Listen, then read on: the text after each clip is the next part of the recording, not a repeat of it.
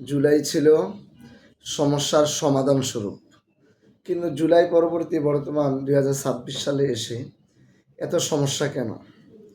আমরা জুলাইকে কেন্দ্র করে আজকে সারা দেশে মারামারি, কাটাকাটি, হানাহানি, পরস্পর বিরোধী বক্তব্য, এই দল ওই দল বিরোধী, ওই দল এই দল বিপক্ষে, এই যে একটা অবস্থা দেশে, এটা কেন হচ্ছে?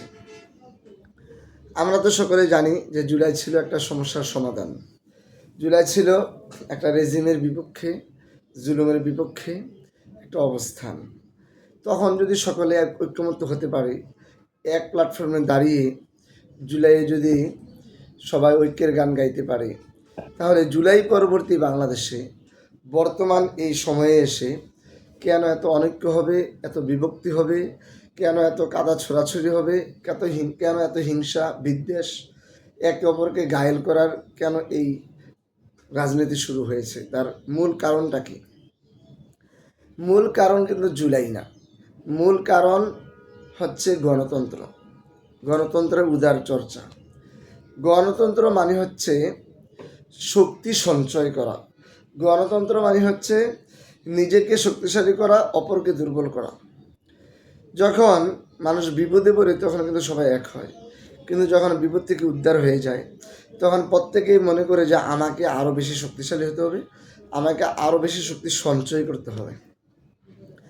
এই চিন্তাকে নিয়ে গণতন্ত্র মানেই দলে দলে বিভক্তি, গণতন্ত্র মানেই ক্ষমতা কুক্ষিগত করা, ক্ষমতার আসন দখল করা, গণতন্ত্র মানেই মিথ্যা বলা, মিথ্যা মানুষের কাছে গিয়ে মিথ্যা প্রতিশ্রুতি দেওয়া, মানুষের কাছে গিয়ে মিথ্যা আশ্বাস দেওয়া, আমি এই করে দেবো সেই করে দেবো বলা। আসলে এগুলো সব মিথ্যা কথা। গণতন্ত্র মানুষকে শিখায় যে তোমরা দলে দলে বিভক্ত হও, তুমি একটা দল গঠন করো, দল গঠন করে তুমি ক্ষমতায় যাও, গিয়ে তোমার দলকে আরও বেশি শক্তিশালী করো।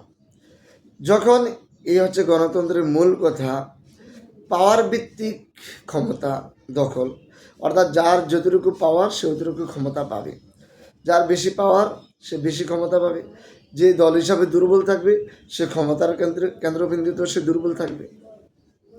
এই মূলনীতির কারণে এখন কোন দল চাবে যে আমি ক্ষমতা থেকে দূরে থাকতে চাই?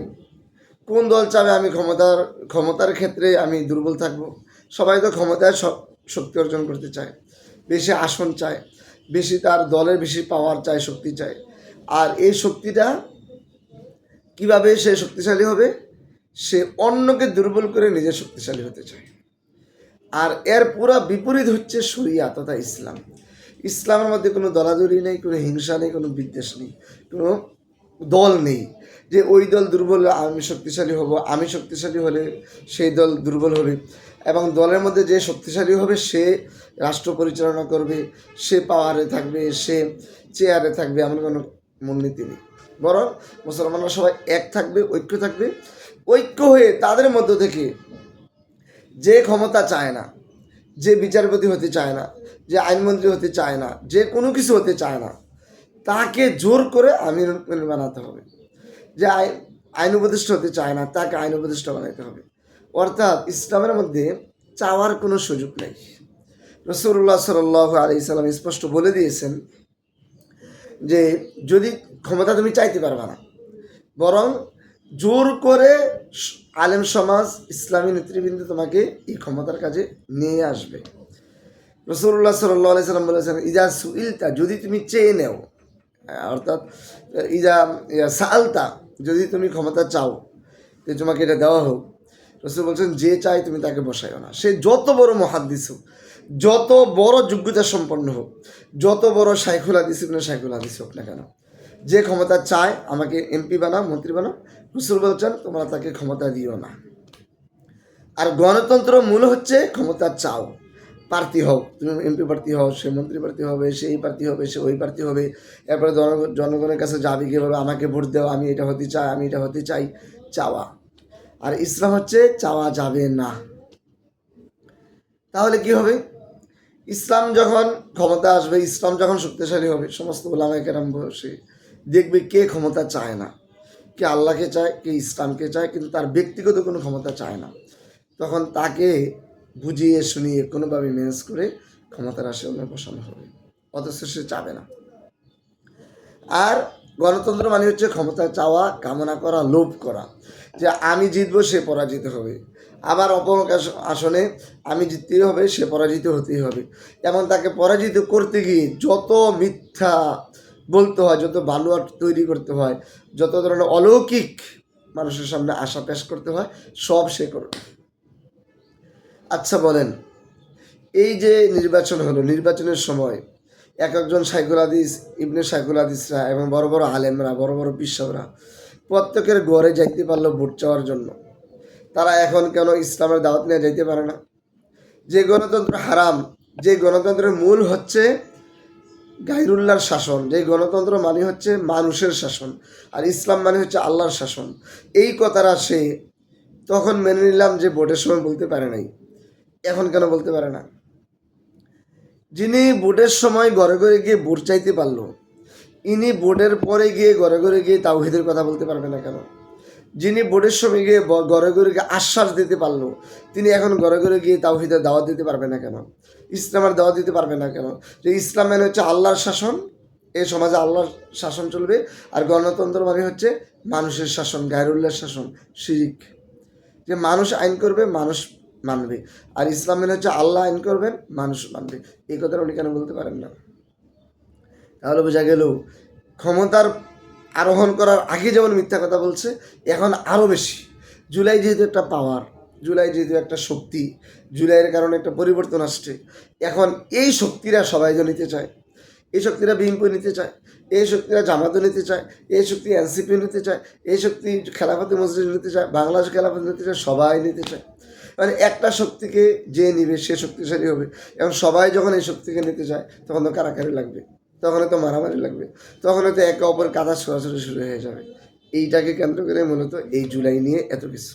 জুলাই যে শক্তি, জুলাই যে একটা ঐক্যবদ্ধতা, জুলাই যে একটা ঐক্যবদ্ধ প্ল্যাটফর্ম ছিল, জুলাই যে একটা মানুষের আশা কামনার একটা জায়গা ছিল, এইটাকে যে নিতে পারবে সে বেশি শক্তিশালী হবে। এইটাকে কেন্দ্র করে তো দল গঠন হয়ে গেছে এনসিপি। তারা কেন দল গঠন করেছে? তারা দল গঠন না করে তারা বলতো আমরা যে সত্যের জন্য, আমরা যদি প্রকৃতপক্ষে তারা সত্য চায়, ইনসাফ চাইতো, তারা বলতে পারলো না কেন যে আমরা ইনসাফের জন্য যেহেতু আমরা রাস্তায় নেমেছি, আমরা রাস্তায় থাকবো, আমরা কোনো দল গঠন করবো না, আমাদের ক্ষমতার দরকার নেই। সুতরাং যারাই ক্ষমতায় আসতো তারাই কিন্তু এই ছাত্রদেরকে মেনে চলতে বাধ্য হতো, ছাত্রদের কথা মানতে বাধ্য হতো, ছাত্রদের দাবিগুলো মানতে তারা বাধ্য হতো। আজকে ছাত্ররা যেই দাবি নিয়ে রাস্তায় নামছে, মাইর খাচ্ছে, তখন এত মাইর খেতে হতো না।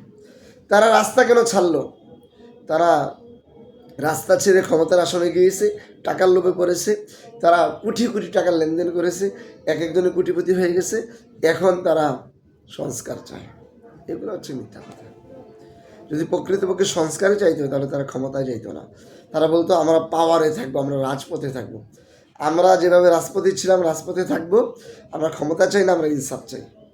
সুতরাং যেই আসতো সেই পরিবর্তন করতে, ইনসাফের রাষ্ট্র কায়েম করতে এবং আস্তে আস্তে জুলুম থেকে বের হতে বাধ্য হতো। এখন জুলাই নিয়ে এত তার কারাকারি, কারণ হচ্ছে জুলাই একটা সবার পাওয়ার, একটা শক্তি। এই জুলাইকে যে বেশি ঘরে নিতে পারবে সে শক্তিশালী হবে। জামাত চাচ্ছে সে তার ঘরে নিতে, এনসিপি চাচ্ছে তার ঘরে নিতে, বাংলাদেশ খেলাফত মজলিস চাচ্ছে তার ঘরে নিতে। অথচ এই বাংলাদেশ খেলাফত মজলিসের যে আমির, সে এই জুলাইয়ের আন্দোলনগুলোতে সে তখনকার ক্ষমতাসীনদের সাথে আবদ্ধ করে গোপন মিটিং করেছে, এটা সবাই জানে। তাদেরকে আশ্বাস দিয়েছে এটাতে আপনাদের কোনো ক্ষমতার পরিবর্তন হবে না, আমরা আমাদের ছাত্রদেরকে রাস্তায় নামতে দিব না, এবং সেখানে মুনাজাত করেছে। এগুলো তো জাতি সবাই জানে। কিন্তু এখন কেন এত জুলাই নিয়ে মায়া কান্না? জুলাই এখন স্থলত লাগবে কেন? কারণ এই শক্তিরা সে নিতে চায়। এই হচ্ছে ঘটনা। এই জন্য জুলাই সমস্যা না, জুলাই সমস্যা এবং সমাধান ছিল। আর এই জুলাই পরবর্তী পাওয়ার পলিটিক্স করতে গিয়ে, শক্তি সঞ্চয় করতে গিয়ে, শক্তি গিয়ে গণতন্ত্রের আসনে যাওয়ার জন্য যেই মারামারি শুরু হয়েছে, এই জন্যই মূলত এখন এই দ্বন্দ্বটা শুরু হয়েছে। এটার সমাধান হচ্ছে একটা, সেটা হচ্ছে ইসলাম। এটা সমাধান একটা, সেটা হচ্ছে কোরআন। এটা সমাধান একটা, সেটা হচ্ছে আল্লাহর পথে ফিরে আসা। সবাই যদি আল্লাহর পথে ফিরে আসে, সবাই পারলে তাদের দলকে বিলুপ্ত করুক, দলের নাম বিলুপ্ত করে দিক, সব গণতান্ত্রিক তাদের কর্মকৌশল সব বিলুপ্ত করে দিই, সবাই বলে আমরা ইসলামের ব্যানারে এক হয়ে যাই। আমরা সবাই ঘরে ঘরে যে দাওয়াত দিই, দাওয়ার কাজ করো, তাওহীদের দাওয়াত দিই, ইসলামের দাওয়াত দিই, পাবলিককে বুঝাক যে ইসলাম মানে হচ্ছে আল্লাহর শাসন, গণতন্ত্র মানে হচ্ছে মানুষের শাসন। 92% মুসলমানের কি আবার ভোট চাইতে হবে নাকি? সব মানুষ যদি বোঝে তাওহীদ এটা, ইসলাম এটা, কোরআন এটা, শরিয়া এটা, আল্লাহ এটা, আর গণতন্ত্র এটার ক্ষতি, তাহলে সব মানুষ ঠিক হয়ে যাবে, সব ঠিক হয়ে যাবে ইনশাআল্লাহ।